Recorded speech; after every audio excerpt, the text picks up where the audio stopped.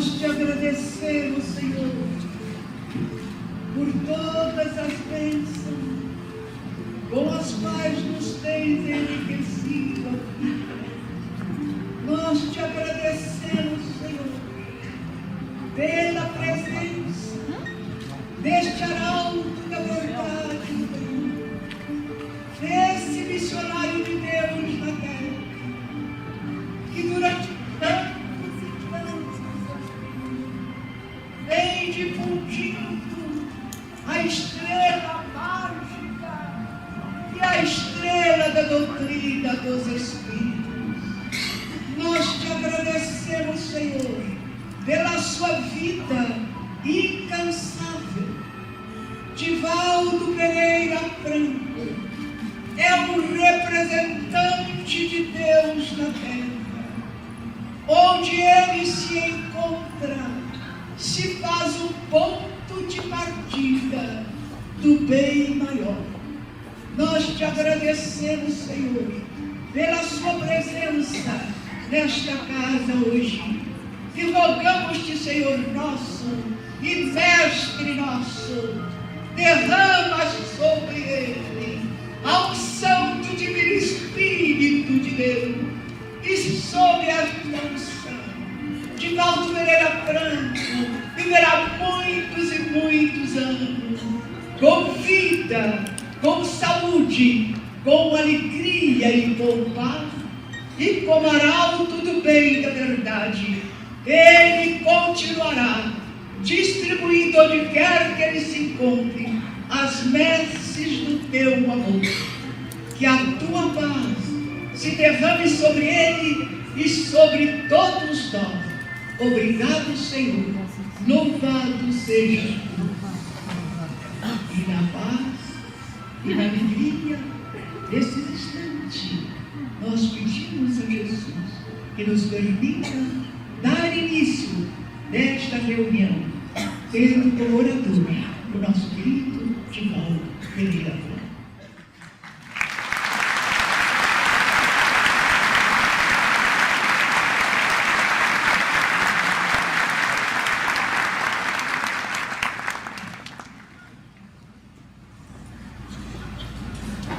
Senhoras, senhores, queridas irmãs, queridos irmãos espíritas, jovens, que o Senhor nos abençoe e nos dê a sua paz.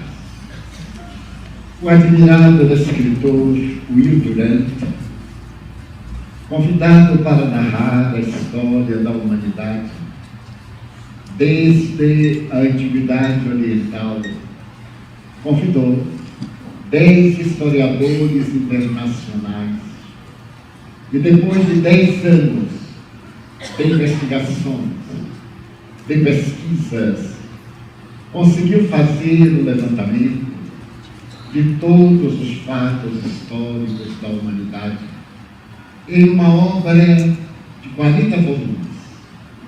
Nessa obra, Will e Senhora Durant apresentam o pós-fácil, fazendo uma análise da sociedade de todos os tempos. Nessa análise, os admiráveis historiadores concluíram que a humanidade sempre esteve em guerra.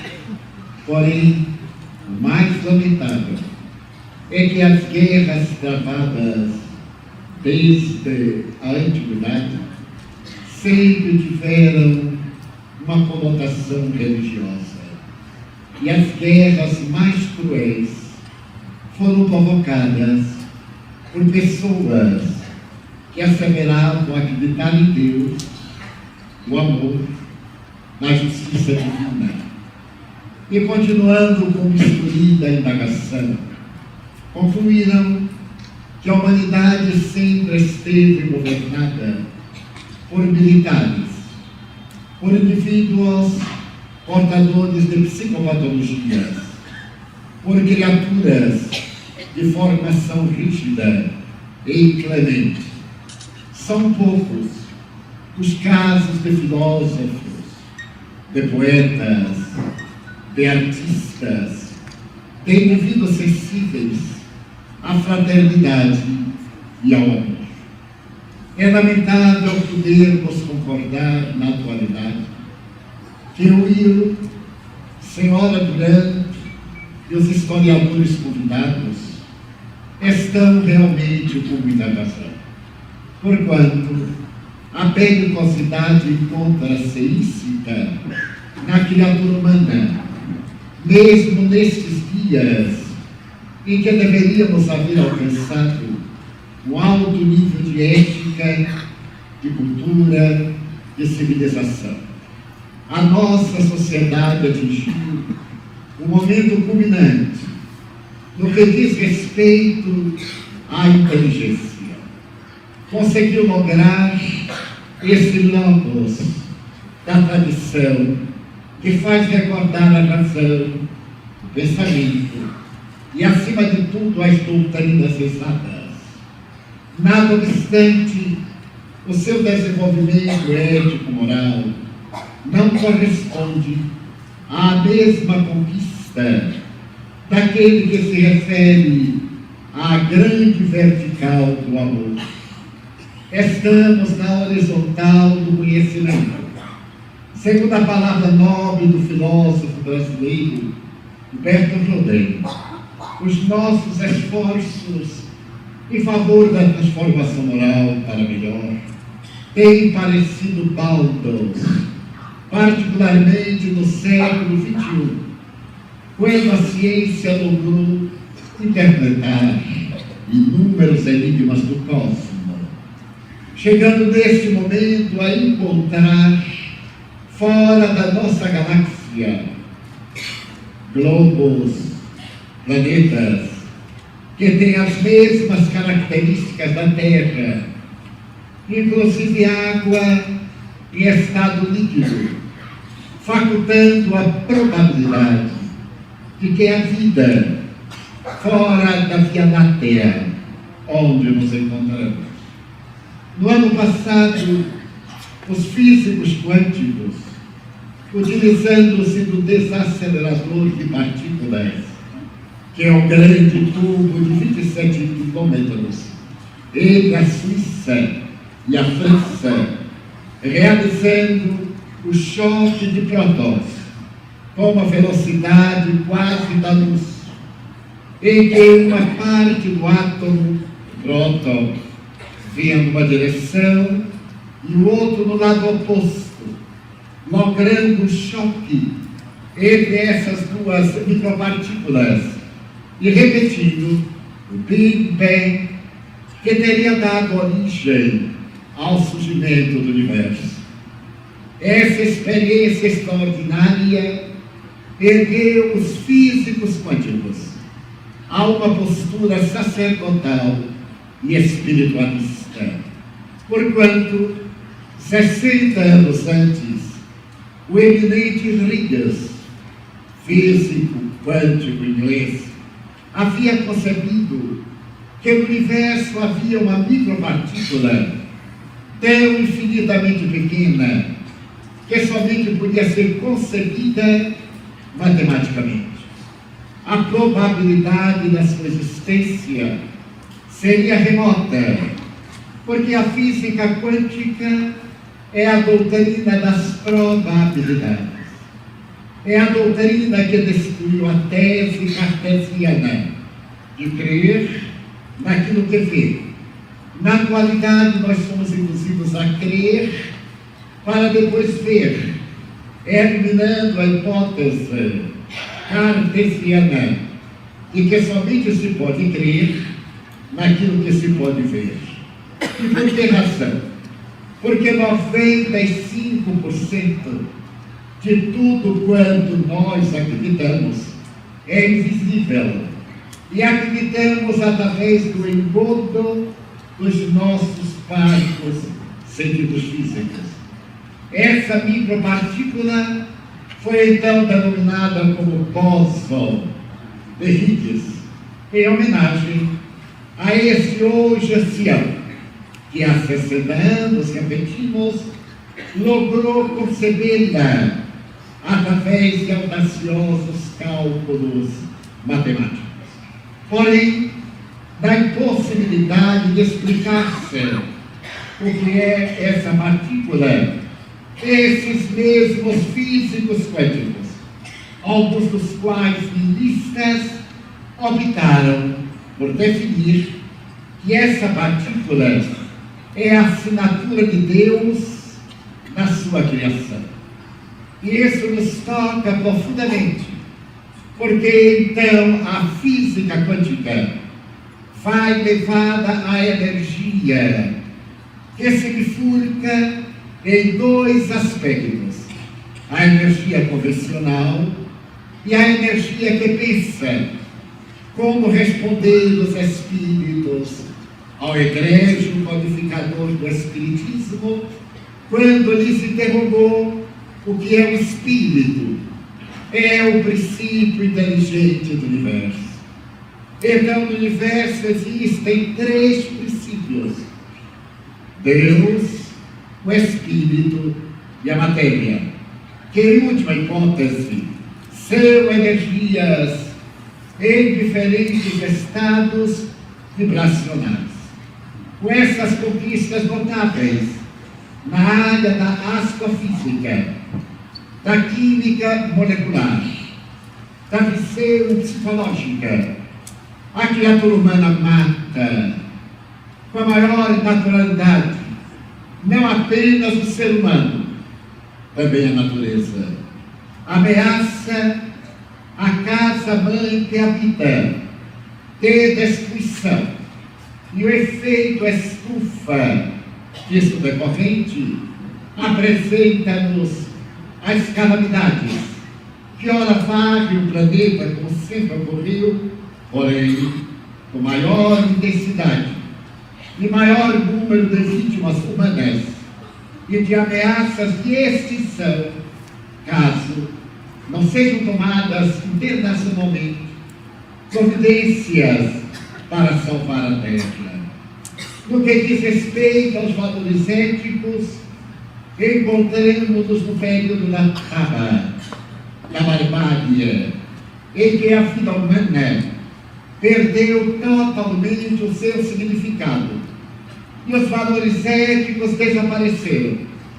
É um problema grave para a educação na atualidade dizermos aos nossos filhos daquilo que é amoral e imoral, o vulgar, aquilo que agrida o bom tom, as manifestações de torpeza do sentimento e da honradez humana, adquirem cidadania ameaçadora e levanta-se cada um deles para poder estabelecer o reinado da utopia, porquanto o fenômeno biológico da morte é inevitável e todos retornamos ao pó de onde nos originamos, ao humus, à terra da humanidade, que veio do humus terrestre, da configuração da criatura humana. E, queiramos ou não, somos levados pelas leis cósmicas que administram o universo à autoanálise, ao exame do nosso comportamento, a essa avaliação de como nos conduzimos nesse período carnal de tão rápida passagem que é a existência física. Eu, por exemplo, me recordo que quando contava 10 anos de idade, eu olhava um jovem de 25 anos e ele me parecia tão velho. E eu dizia de vir para contigo, para comigo. Deus meu, eu não chegarei a uma idade tão avançada, 25 anos, porque ele é jovem. Eu sou poeta, e os poetas naquele tempo deveriam morrer jovens, tuberculosos, sofridos, porque eram grandes amigos.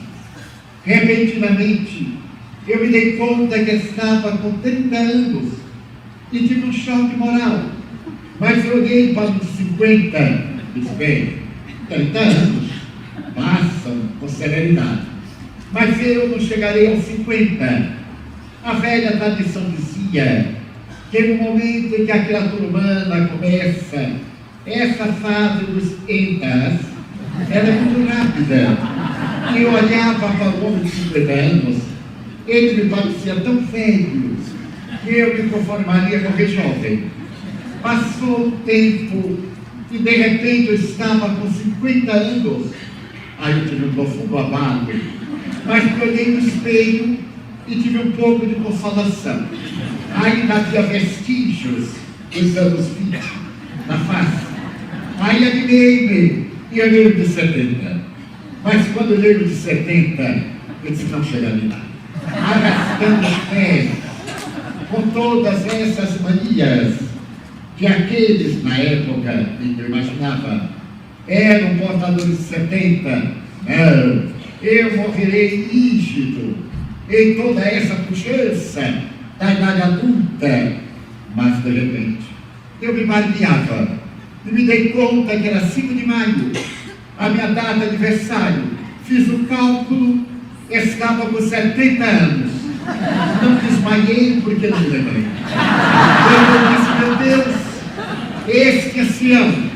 Olhei no espelho assustado, mas ainda havia alguns vestígios remotos. Eu havia sido jovem, que tinha um corpo de toureiro.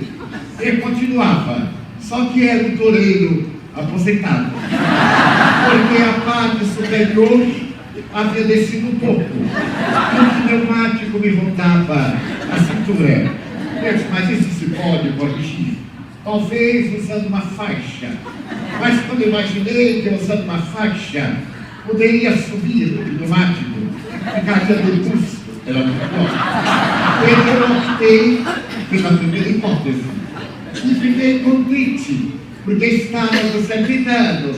Olhei para o de 80 e disse, meu Deus, eu chegarei lá.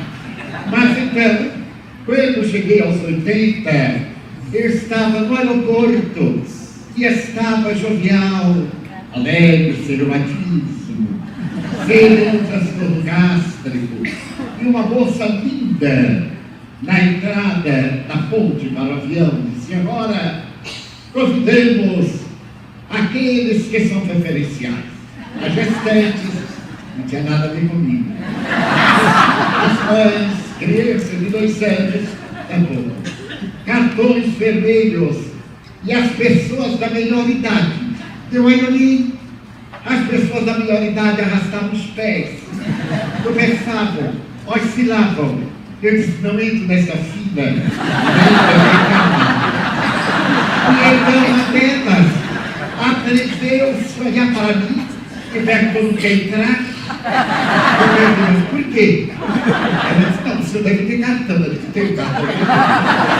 Entrei. E agora as vésperas de completar 87 anos, eu olho para um...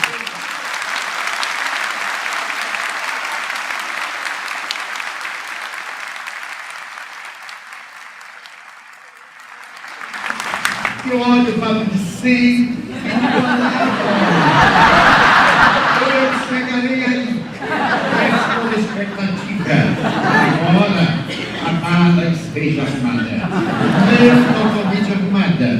Porque minha mãezinha, quando completou 86 anos e adoeceu, perguntou-me, meu filho, pergunta aos espíritos se já está na hora de eu viajar.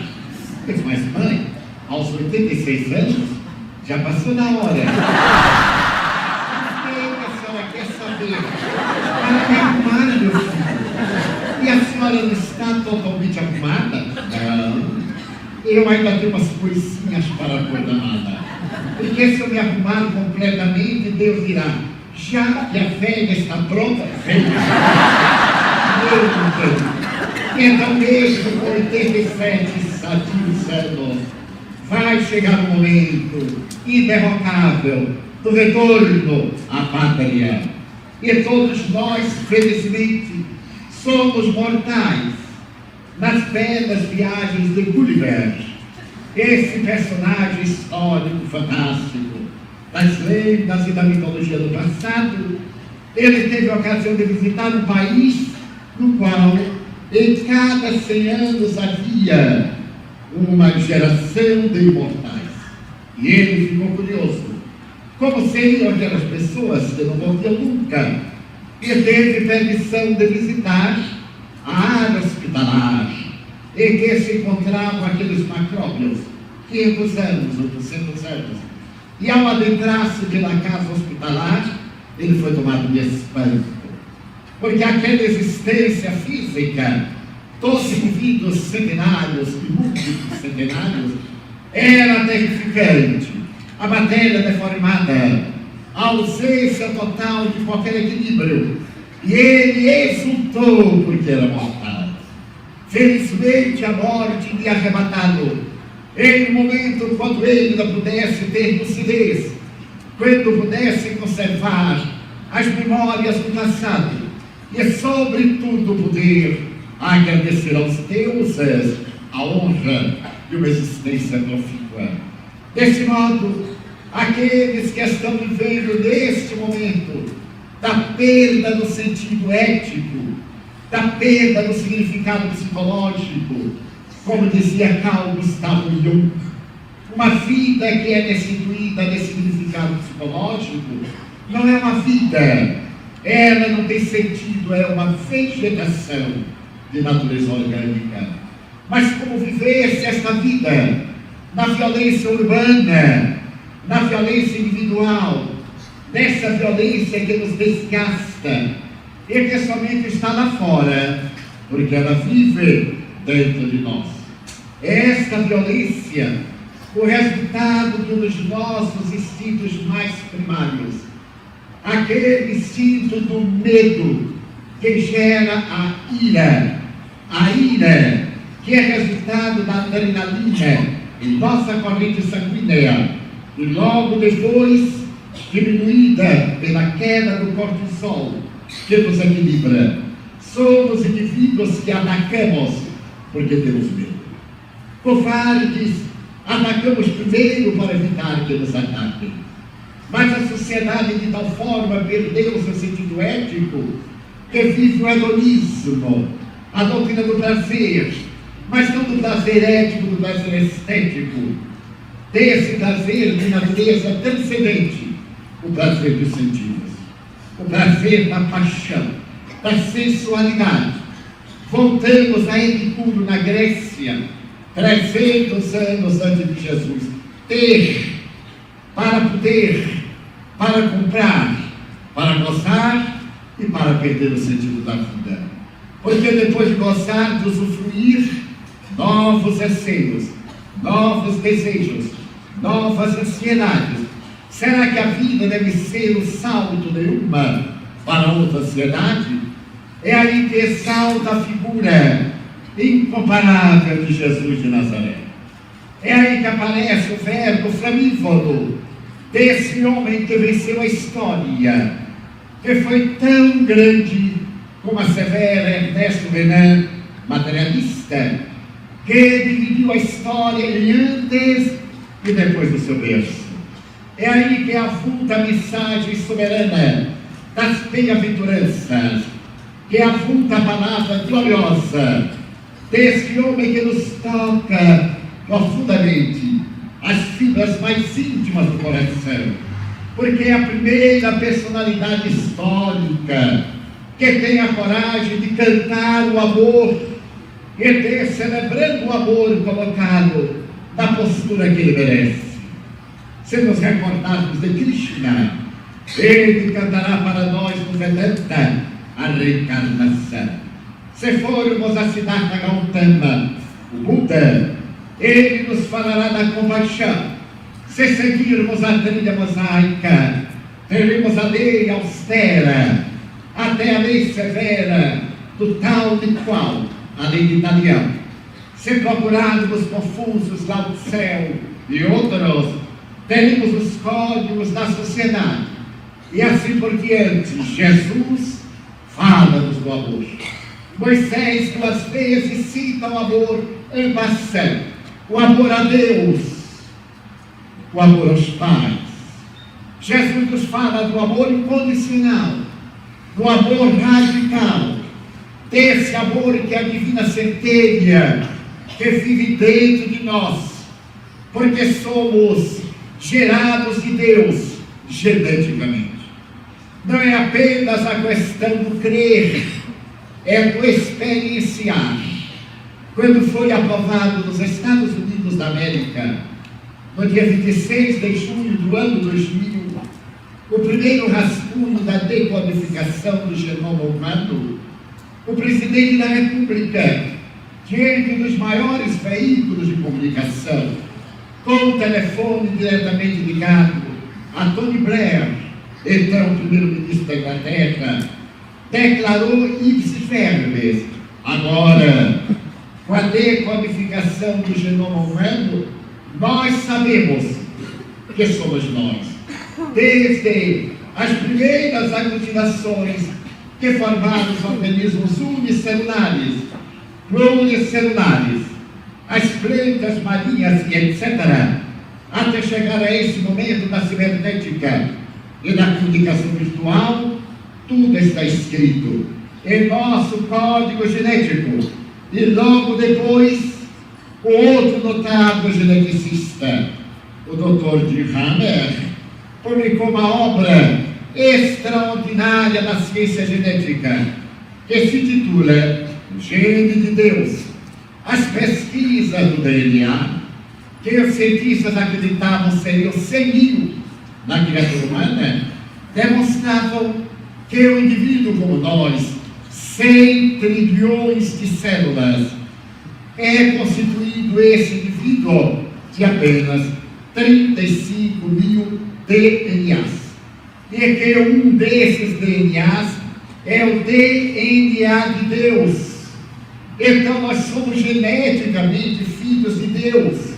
E ele pôde catalogar esse gene, ao qual deu o nome de VNAD2. Somos geneticamente filhos de Deus. Não é só a chispa das tradições esotéricas, não é o psiquismo apenas, não é a essência, não é o ser que somos criados simples, inteligentes, criados por Deus. Este princípio é filho genético de Deus. E isso me deu um entusiasmo incomparável, porque ao psicografar um pequeno livro em 5 dias na cidade do México, pequeno livro que se chama Filho de Deus, no momento em que a benfeitora Joana de Anjos deu o prefácio, às 5 da manhã, eu, entusiasmado, li o primeiro capítulo. Estava com uma cardiopatia, com uma infecção que havia contraído depois do terremoto na cidade do México, que eu cheguei 20 dias depois, com outra infecção contraída em Miami. Eu era aquele poço de problemas orgânicos e consegui psicografar. Aí eu li emocionado o primeiro capítulo, quando ela dizia: tu és filho de Deus. Muito antes, no ano de 1986. Tu és filho de Deus e tudo que existe te pertence. Eu nunca me havia dado conta. Eu sabia que era filho de Deus, mas eu achava que talvez fosse um filho natural, quer dizer, não do matrimônio. Então, eu dizia, porque Deus me deu tanto problema, vai ver que eu sou filho legítimo, e estou resgatando o equívoco da maternidade. Mas quando ela disse: tu és filho de Deus, e eu constatei na minha alma que aquilo repercutia profundo, eu abri a janela do 22º andar onde eu estava e olhei a cidade do México adormecida. 5 horas da manhã, a névoa do velho Pantanal Azteca, os edifícios pesados reclinados, outros que varavam as nuvens, o céu turquesa, adornado de estrelas alvifugentes, e eu com um pedaço de papel, no caderno que psicografaram o livro, lendo, olhei a natureza e tive um verdadeiro êxtase, e disse: meu Deus, então eu sou filho de Deus. E Joana de Anjos ao lado, e ele disse: és, meu filho, tu és filho de Deus. Mas minha irmã, então tudo isso me pertence, pertence-te, tudo isso Então eu fiz a pergunta a Mariana: e quando é que eu vou herdar tudo isso? Ela me disse sábia: quando Deus morrer. Depois perderei uma suave frustração. Então me botou de René, asseverando que eu era filho de Deus. Algo também me tocou profundamente. É que se nós temos 35 mil genes, nós diferimos das ratazanas, porque os ratos têm apenas 300 genes menos do que nós. Quando eu averiguei isso, eu tive um outro insight, uma outra iluminação. Eu compreendi porque é que no Brasil havia tanto político, líder, etc.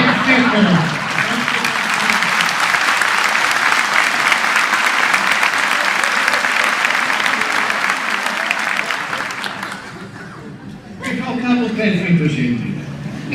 Então, esta realidade de sermos filhos de Deus é que vale dizer que nós carregamos o amor em nosso mundo íntimo, realmente como a chispa, que é a experiência evolutiva da reencarnação, através do combustível da fraternidade e através da energia psíquica do conhecimento, vai fazer transformar-se em verdadeiro sol, para que brilhe a divina luz através de nós, apontando os rumos.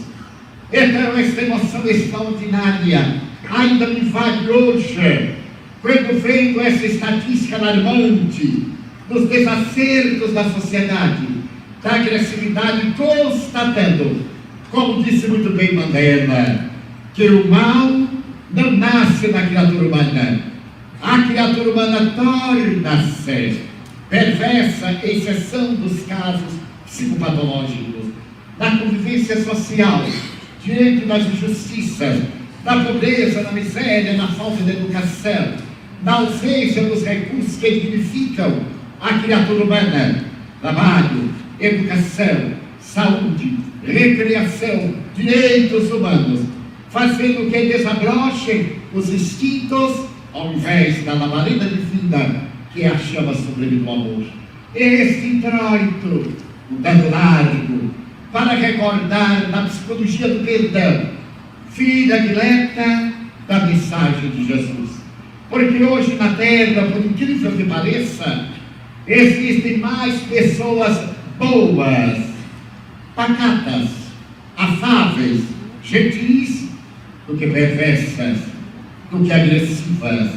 Se muitos apresentam uma carantonha, é mais por precaução, porque poderíamos afivelar no rosto a alegria de ver, de aspirar os ares da tecnologia, de usarmos essas conquistas do conhecimento na prática dos nossos sentimentos.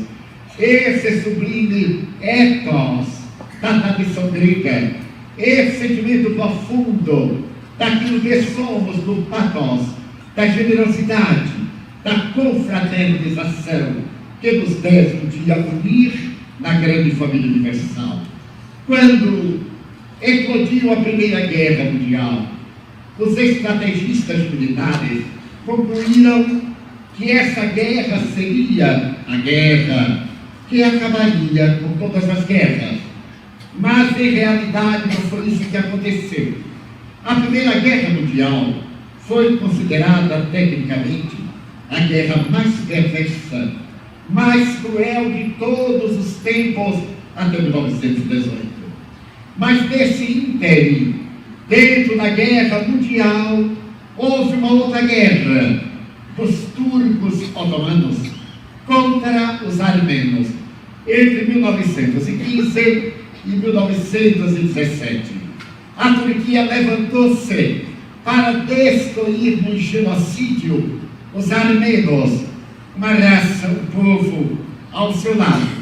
E as arbitrariedades dessa luta foram inomináveis, que a Primeira Guerra Mundial, de alguma forma, apontou. Porém, em 2 anos, os turcos otomanos mataram 1.500.000 armenos, que se não defenderam, porque não tinham como. Mas eu desejo destacar um quadro que aconteceu numa aldeia e que está narrado num livro notável, recentemente publicado nos Estados Unidos, que se chama Perdão Radical. Perdão Radical. A obra, que é de um autor protestante, Sand, de origem polonesa, conta uma cena que eu narrarei com a minha própria emoção. É que um grupo de criminosos adeita-se numa casa normal, uma casa interiorana, que vivia em paz até então, e que sequer sabia dessa tragédia militar, dessa invasão covarde. E quando um homem que quebra cobrindo-lhe a cara, com o seu grupo de assassinos adeita-se pela sala, um casal de meia idade sai para saber de que se trata.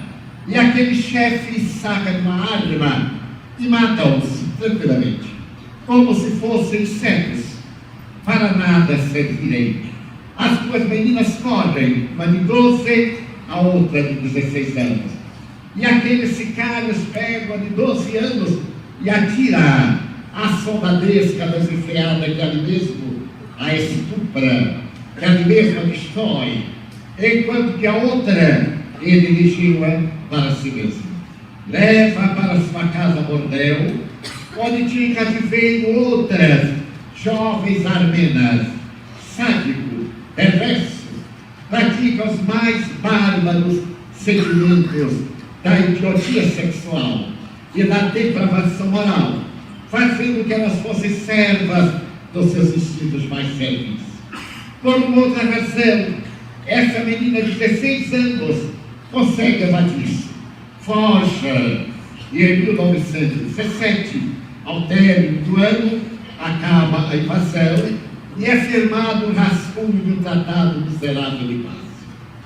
Ela, agora que não tinha ninguém, de família, de nada, vagando pelas ruas das cidades, resolve viajar à Turquia para viver naquele país que destroçou o seu e que ele destruiu a vida. Mas sendo uma jovem que conseguiu superar esse trauma dantesco, ela foi estudar. E optou por estudar enfermagem. Desejava restituir vidas à vida. Desejava ajudar pessoas portadoras de enfermidades. Fez um brilhante curso de enfermagem. E por ser uma moça muito capaz, ela foi trabalhar no hospital público de emergência. Ali no hospital destacou-se. E na metade dos anos da década 1920, 1930, tornada famosa, certo dia, o diretor do hospital chamou-a e disse que necessitava dos seus préstimos de enfermagem.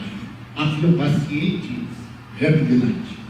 Ninguém resolvera por atender, porque estava com uma dermatose, com uma problemática de pele, em que a carne apodrecida dava um odor que ninguém suportava, e todos não ficavam com ele sequer durante o plantão, e o homem estava morrendo.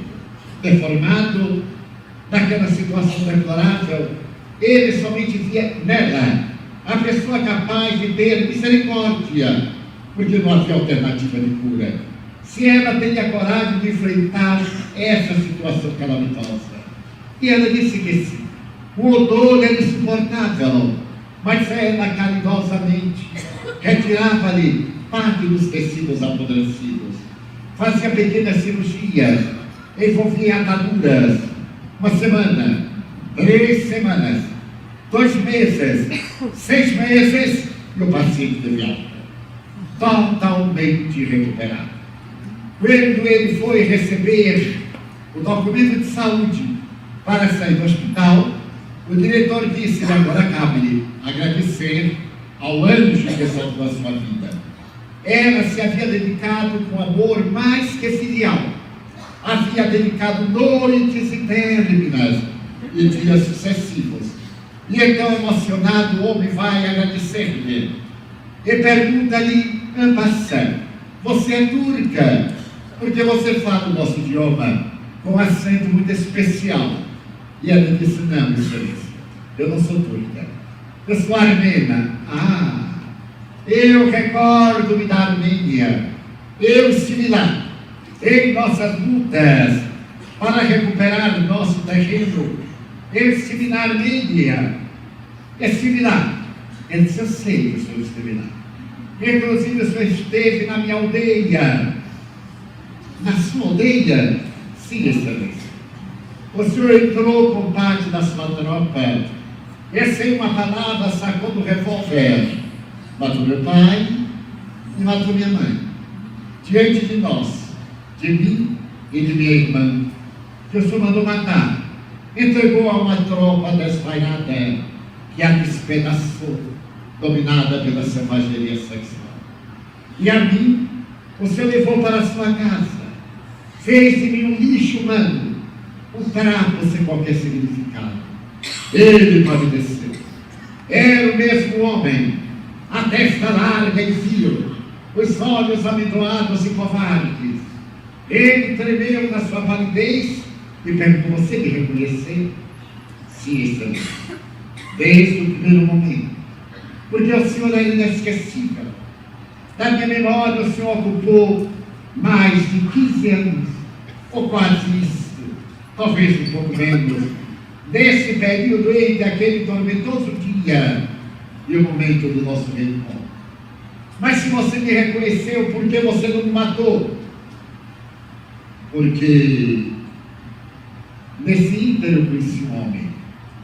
Eu conheci um judeu que, pregado na cruz pela ingratidão dos seus, teve a coragem de dizer, perdoa-os, meu pai, pois que eles não sabem o que fazem. Esse mesmo homem um dia subiu a uma montanha, defronte de um mar que é um lago espelho, e ali ele cantou um hino que ressoa no meu coração, como uma sinfonia inacabada, o sermão da montanha, também conhecido como as bem-aventuranças. Bem-aventurado o pobre em espírito, bem-aventurados os humildes, bem-aventurados os mansos e os pacíficos, aqueles que têm sede e fome da verdade, porque serão fartos e saciados, e entrarão no reino de Deus. E quando anoiteceu aquela tarde, ele se voltou para os discípulos e disse com autoridade, eis que vos foi dito pela tradição, amareis aos vossos que vos amam, e odiareis aqueles que vos odeiam. Eu, porém, vos digo, amareis os vossos inimigos, amareis aos vossos inimigos, e lhes fareis todos os bens que vos estejam ao alcance. Então eu, esse homem, mudei a minha vida. Quanto eu odiei, quanto a minha vida foi amarga, até um dia que a dúlcida presença desse homem tomou conta do meu coração. Então eu não poderia matar, porque a partir dali eu perdoei intensamente, e Deus, através dele, permitiu a honra de receber Sua Excelência nos meus braços e devolver a Sua Excelência todo o mal que me fez, através do bem que procede de Deus. Então, eu perdoei totalmente, e permitam-me chamá-lo simplesmente de irmão. Esta cena narrada com as tintas fortes da emoção por aquele polonês cuja pátria tem sido invadida através da história e cruelmente sacrificada, penetrou minha alma, e eu me perguntei, eu perdoaria? Então eu transfiro a pergunta para aqueles que aqui me ouvem, você perdoaria? Você faria esse homem todo o bem, que era uma resposta a todo o mal que ele havia feito? Que cada qual se responda a si mesmo. Mas o percebe que aquela voz que vinha de quebrada em quebrada, há 2000 anos, respondendo a Pedro: não é necessário perdoar 7 vezes, mas 70 vezes, 7 vezes, o que corresponde a perdoar infinitamente, dando-nos lugar à psicologia do perdão. Quando falamos em perdão na cultura moderna, parece-nos tão difícil, porque o perdão é o filho primogênito do amor, e a doutrina espírita nos demonstra que o amor de Deus é tão infinito, que nos perdoa as mazelas, dando-nos a oportunidade sublime da reencarnação, para refazer o caminho, para reparar veredas, para recompor situações deploráveis, para resgatar delitos perante a própria e a consciência cósmica. Porque nós recebemos orientações filosófico-religiosas equivocadas. Acredita-se que perdoar é esquecer o mal, é convivir com os maus, é concordar com o mal praticado. De maneira nenhuma. Perdoar é não devolver o mal a quem não fez. Perdoar é exatamente dar o direito ao outro de ser como é, e a si mesmo o dever de ser cada vez melhor. O verdadeiro perdão é emocional. Em realidade, esquecer não é da emoção. Esquecer é um fenômeno mnemônico, é da memória, porque todos nós gostaríamos de esquecer tanta coisa desagradável e não conseguimos. Como gostaríamos de lembrar de tanta coisa maravilhosa e não conseguimos. Então a psicologia do perdão é não devolver aos maus os males que nos propiciam, melhor, não receber o mal das suas mãos, não aceitar a imposição perversa da sua tirania, de tal forma amar que o amor se torne diluente dessa substância ácida e perversa que é o primaríssimo, a selvageria, o estágio primeiro da criatura humana. E então nós podemos viajar na barca Becleire da mitologia grega na direção do infinito com a alma adornada de amor. Este momento tão grave na psicologia da Terra é o momento de voltarmos a Jesus. A grande proposta dos espíritos imortais, daqueles que nos socorrem aqui e em toda parte, que nos dão vitalidade para restabelecermos o organismo, que nos afastam as entidades perversas que se comprazem no mal, que nos dão tanta energia para a prática do bem. Eles nos vêm conclamar ao retorno ao Evangelho. A parte científica da doutrina espírita é gloriosa, ela nos explica, mas é a parte moral, a parte evangélica que nos significa, é a religião espírita que nos torna melhores, exatamente quando estamos celebrando o sexto centenário da publicação do Evangelho segundo o Espiritismo, que ocorreu em Paris, no dia 29 de abril, ontem, no ano de 1864, quando Allan Kardec traz o Consolador prometido por Jesus, porque o Espiritismo é a única doutrina na Terra que foi prometida por Jesus. Eu rogarei a meu Pai, eu lhe pedirei que mande o Consolador, o Espírito de verdade, o Paracleto, o advogado, que o mundo ainda não conhece, para que fique convosco, para que repita as minhas lições, para que nos diga coisas novas e permaneça convosco até a consunção dos séculos.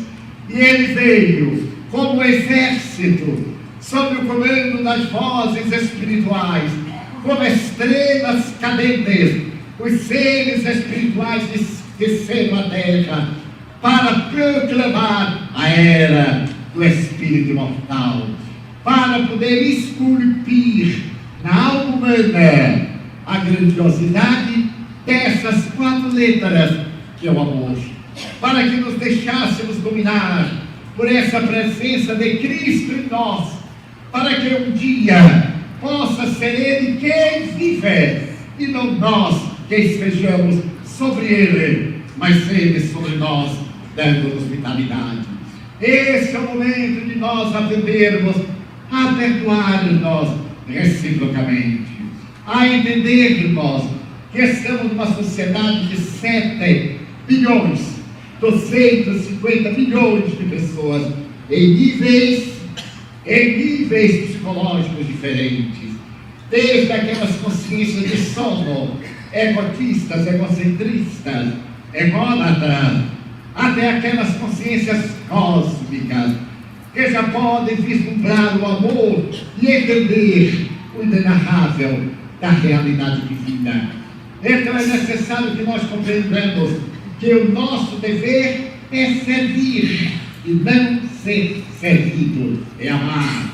Porque quem ama tem maturidade psicológica. Quem deseja ser amado ainda é criança, como diria a psicologia junguiana, é criança maltratada. É necessário que o nosso amor possa arder em fraternidade, em tolerância, em carinho, em misericórdia. Aqui está a casa do amor. Muito obrigado, Senhor, porque eu posso caminhar diante do meu corpo perfeito. Eu te quero louvar, porque eu vejo na terra deixados amputados, marcados, paralisados, que se não podem movimentar. Eu oro por eles, porque eu sei que depois desta expiação, na outra encarnação, eles também bailarão. Obrigado por fim pelo meu lar. É tão maravilhoso ter um lar. Não é importante se este lar é uma mansão, uma tapera, uma favela, um duplex, um ninho, um gravado de ouro, um bangalô, uma casa no caminho, seja lá o que for, mas que dentro dele exista a presença do amor. Amor de mãe ou de pai, de mulher ou de marido, de filho ou de irmão, a presença do amigo, alguém que me dê a mão, pelo menos a companhia de um cão, porque é muito triste viver na solidão. Mas se eu a ninguém tiver, nem um teto para me agasalhar, nem uma cama para deitar, nem um amigo para me acompanhar, nem assim reclamarei. Pelo contrário, eu direi: obrigado, Senhor, porque eu nasci. Obrigado, Senhor, porque eu creio em Ti, pelo Teu amor. Obrigado, Senhor, pela Sua atenção. Muito obrigado, Senhor.